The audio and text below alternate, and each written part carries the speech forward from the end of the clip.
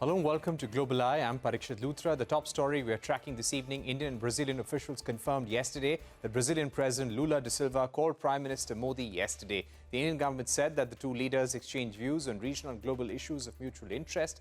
However, President Lula said in a social media post that the hour-long phone call focused on the imposition of unilateral tariffs. Lula also said that the leaders reaffirmed the importance of defending multilateralism and the need to address the challenges of the current situation. This comes after Brazilian President Lula da Silva said that he saw no room for direct talks with Trump as US tariffs on 50% on Brazilian exports took effect. In an interview from his presidential residence in Brasilia, he said, and I quote, "My intuition says that Trump does not want to talk, and I'm not going to humiliate myself." The leader also said that Brazil is not about to announce reciprocal tariffs. US President Donald Trump has hit Brazil and India with the highest tariff levies among the BRICS nations at 50% each. Furthermore, President Donald Trump has said that there will be no trade negotiations with India until the dispute over tariffs is resolved. His remarks come days after Washington escalated the rhetoric against India, imposing 25% additional tariffs over the already prevalent 25% for buying Russian oil. We're told Shashi Tharoor, Congress MP and chairperson of the Parliamentary Committee on Foreign Affairs, is with us right now. Mr. Tharoor, thank you so much for joining us on the program. Let me begin by asking you, 50% tariffs seems imminent imminent right now. Do you think India will be able to come up with some sort of negotiated solution in the next 20 days? Well, that's precisely what we have to trust our negotiators to do, Parikshit, because the truth of the matter is that's going to be an impossible position to find ourselves in. But there's something terribly unjust and unfair about this entire proceeding at the moment, because, as you know, on the 27th of August, if we have 50% on our goods, the Chinese, who are buying far more Russian oil and gas than we are, and trading on a larger number of other items besides, will only have 30%. So what happened to the great strategic partnership with India? What happened to their alleged competition with China? It seems very, very bizarre that the Americans are in the process of jettisoning a relationship they've spent a quarter of a century cultivating and building up for apparently some very petty short-term gains. I don't understand it. But our negotiators should definitely go in a spirit of saying where we can make reasonable concessions, we will, but we will not be dictated to. There has to be give and take on both sides. And certainly we are not going to accept a situation where it's, you take it or leave it, it's my way or the highway kind of thing coming from Washington. If that happens, I think we'll take the highway. And we should. Right.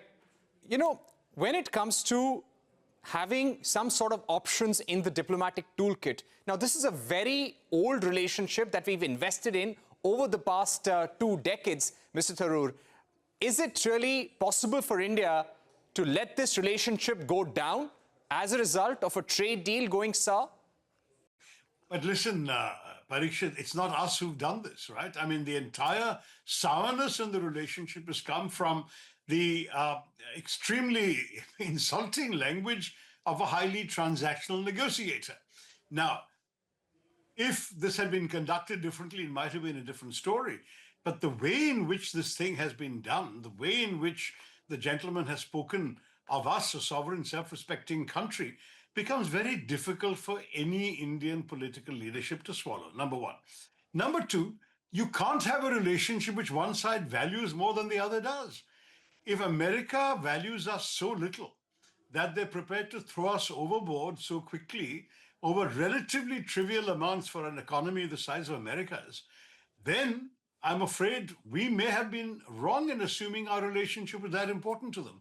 Whereas previous American presidents have made it very clear that they valued India in India's own right as a significant presence in this part of the world, as an alternative pole to the Chinese, as a democratic ally with shared interests, no particular strategic lack of convergence, a population, I think almost 4 million Americans are of Indian descent.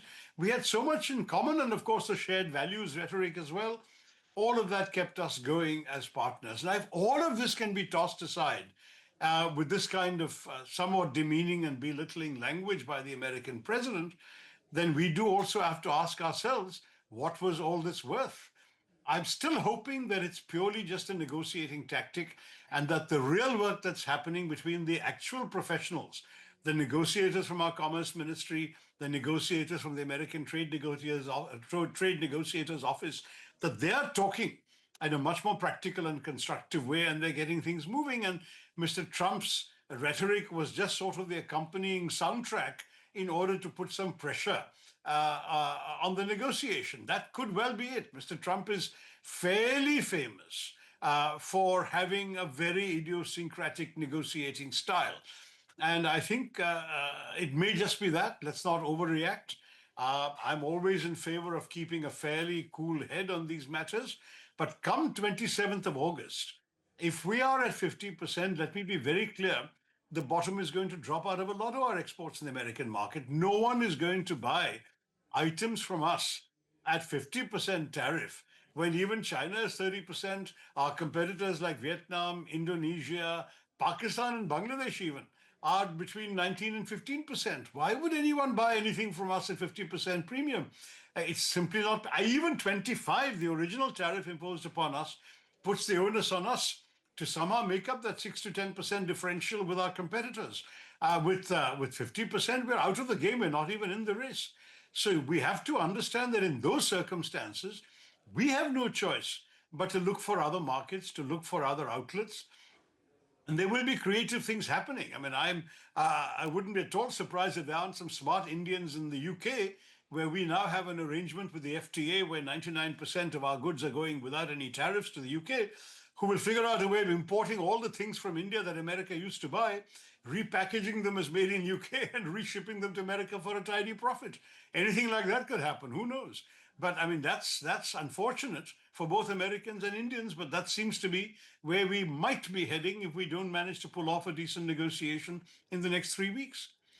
Right. Mr. Tharoor, you spent a lot of time in the United States, in Washington, D.C., meeting think tanks, meeting members of the diaspora and the U.S. government. What do you think has gone wrong in the India-U.S. relationship? It's clearly not just about Russian oil.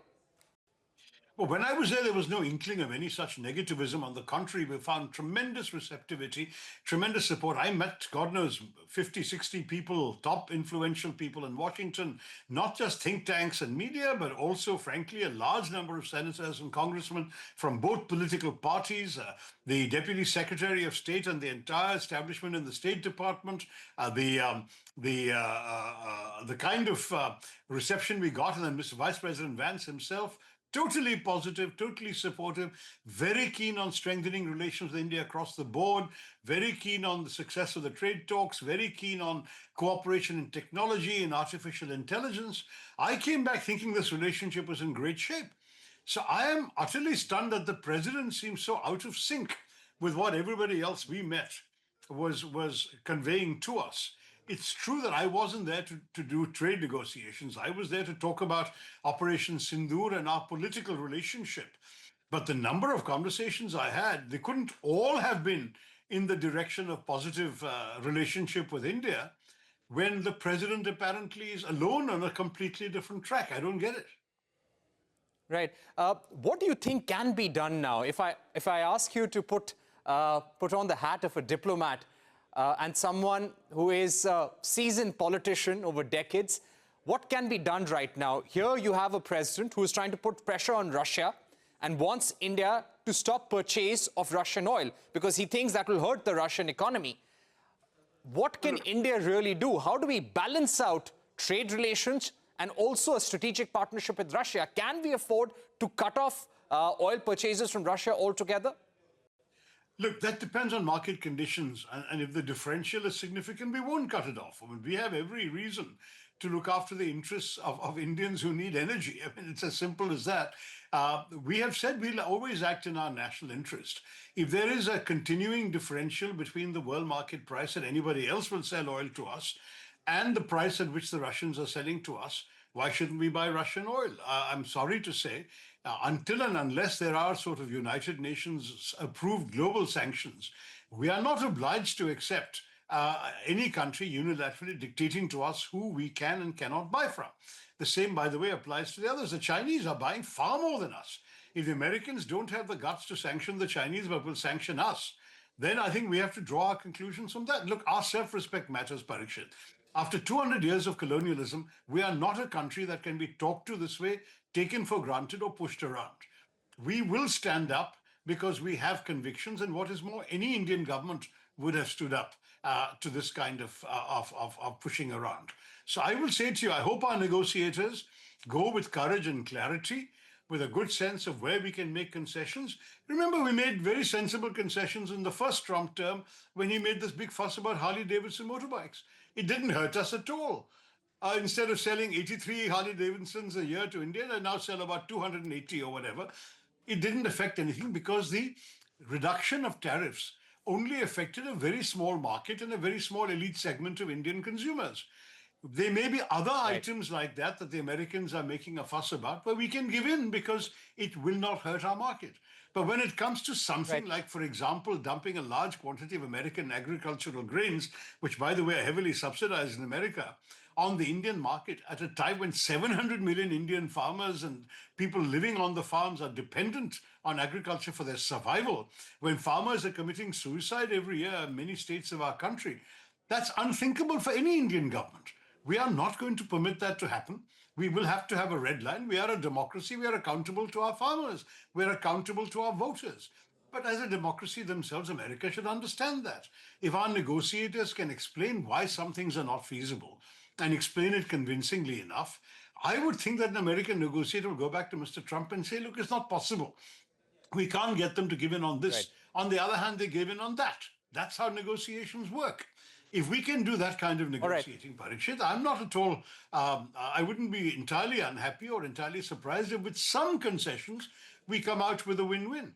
But if we don't, if the Americans dig the heels and say, you will do exactly what we want, it's my way or the highway, then I think we should take the highway because the highway is open to us. We have plenty of other countries we can turn to, and we have plenty of other options on the horizon. I don't think what is the concession? Do anything what are those concessions we can give, Mr. Tharoor? I'm not a trade negotiator, and I'd be foolish of me to put myself in the seat of all these very well-briefed colleagues from the Commerce Ministry who are sitting and talking to their American counterparts. Let them do their work. Right. All I'm saying is they should know where there's... One more thing that I ask you... One more thing that I want to ask you is that... Right. Since Operation Sindoor, Donald Trump has tried to take credit for the ceasefire 24 to 25 to 30 times. There is also a view that perhaps India could have just told the US and Donald Trump that we appreciate your role in stopping Pakistan and warning Pakistan and making them stop the war and, and standing up for India against terrorism. Do you think the situation could have been handled better? Because as a president who wants things acknowledged, who wants things acknowledged on social media, we should have given him that victory? Look, I think that is possibly what he had in mind, is that he must have put pressure on the Pakistanis. You remember that the Prime Minister said to the Indian public that Mr. Trump didn't call me and there was no pressure on me. And not only was he justified in saying that, but the Indian signal from the day one of Operation Sindoor was clear and unambiguous. If Pakistan hits us, we will hit them back, but otherwise we are only retaliating against terror. We've done our job and we're done. So if Pakistan hits, we hit, but if Pakistan stops, we'll stop. So we didn't need persuading by Mr. Trump or by anybody else. But maybe when we hit the Pakistani air bases on the night of the 9th, 10th of May, I beg your pardon, of May. And when we did that and we caused devastation to the Pakistani air bases, maybe at that point, some hotheads in Pakistan were contemplating some deeply irresponsible escalation. And maybe the Americans got wind of it and lent on them. And Trump said, don't do this. I don't want to have a nuclear country going to war with another nuclear country, whatever. And the Pakistanis then gave in to Mr. Trump and said, fine, we'll sue for peace the next day, which they did. Now, if that is what happened, then we should certainly have considered thanking Mr. Trump. I might say that when I was asked in Washington about this, that's exactly what I said. I said, we didn't need persuading, but if Mr. Trump has persuaded the Pakistanis, I'm sure we're all grateful for it. That was the kind of language I used. And perhaps we could have telegraphed that at a higher level. Maybe at that time, a call to the president might have flattered him suitably. I don't know. But for two big sovereign nations to be worrying about the offended egos of individuals is somewhat unusual in terms of global diplomacy. And perhaps we should have to sort of relearn some of our core approaches in dealing with a somewhat unusual president. Right. Mr. Tharoor, my final question to you would be, there is, of course, concern about the impact on the Indian economy if we were to stop buying Russian crude at discounted prices, if we have to buy crude at market prices globally and we have to buy them from other sources around the world, that could create inflationary pressures on India. There's a report by Moody's which has said that this is going to impact the growth in India. There will be a hit to the GDP as well. India will become more uncompetitive compared to other economies in Asia, which have a 15 to 20% tariff rate. We would have a 50. What's the larger worry, and how important is it for India to salvage this situation? It is important, but look at the invidious choices you're confronted with.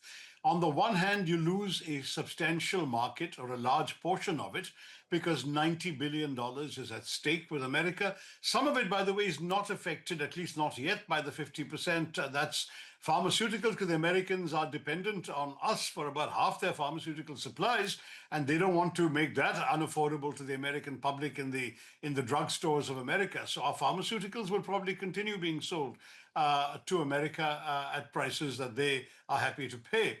But so we won't lose the entire 90 billion, but there will be some large portion that will simply be lost to us. By comparison, if we want to save that 90 billion, what do we have to do? If we have to now take a major hit on our energy supplies from Russia, buy more expensive things and drive up the cost of everything across the board, we will have to do some very sensible calculations as to which hurts our economy more. If we are going to lose a bit of the American market, what will we lose? Maybe 0.5% of GDP. If we're going to have much higher energy prices, what will we lose? Maybe 1% of GDP? I don't know. Some econometricians and statisticians far more qualified than me should work out the pros and cons. And I'm sure that Mr. Piyush Goyal would be very happy to know which is the more cost-effective option. But there is also, as I said, the question of our self-respect. And I think, frankly, it is very unlikely that India will simply surrender to people who are kicking us around. So that's the other thing. I think we are going to stand up for our own pride, our own place in the world. And if it means cocking a snook at somebody who's being rather insulting and behaving in some respects like a schoolyard bully, insults about, your economy is dead and I don't care if you take it down with the dead economy and so on. This kind of stuff is like a schoolyard bully telling a smaller kid your mother is ugly. I mean, it's really belittling language. It's meant to demean the other person, but it's not to be taken literally. However, it does have to be taken seriously because of the costs involved. And I will say to you frankly, Parikshit, at the end of the day, we will and must preserve the right to walk away. If we can get a fair deal, a balanced deal, where we're not making unreasonable concessions, we should probably take it. If we can't, then to my mind, we should say to the Americans, thanks, we thought you valued this relationship. Clearly you don't. We're going to find other places to go and play. And I think that those places are available to us. And we will have to try and completely reorient not just our economics and trade, but even our geostrategic approaches to the world.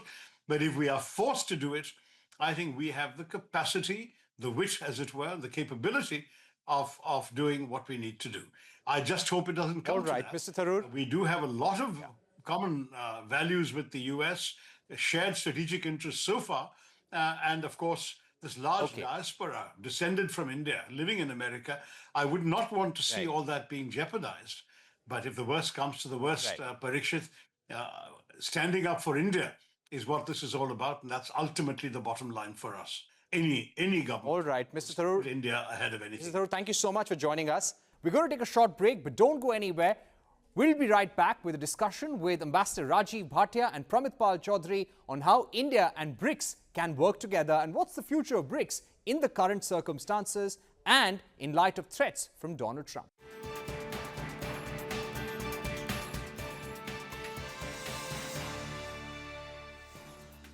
We're now joined by Pramit Pal Chaudhary, head of the Eurasia Group in India, Rajiv Bhatia, former ambassador, also with us. Pramit, thank you for being with us. Thank you, Ambassador Bhatia. How do you see the current situation over the next 21 days? Do you expect a solution, Pramit?